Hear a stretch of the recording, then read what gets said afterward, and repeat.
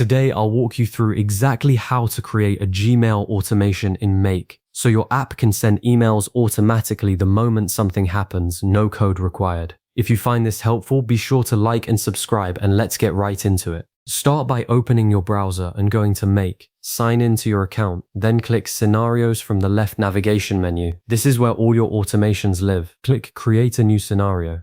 The Scenario Builder canvas opens, your visual workspace for connecting apps together. Before you add anything, decide what your Gmail automation should do. A few solid examples: send an email when a form is submitted, fire a notification when a spreadsheet is updated, or watch for incoming emails and act on them. Pick the one that fits your workflow. Click the plus button to add your trigger module, the app that starts everything. Search for whatever kicks off your workflow: Google Forms, Google Sheets, a webhook, or another connected app. Select it, then choose the trigger event such as Watch New Responses. Click Add Connection, Sign In, and Authorize Access. Then configure it by selecting the specific form, spreadsheet, or data source you want to monitor. With your trigger set, click the plus icon and search for Gmail. From the action list, send an email, create a draft, reply to an email, watch emails. Select Send an email for a clean, basic notification flow. Click Add Connection, sign in with your Gmail account, and grant the requested permissions. Now set up the email itself.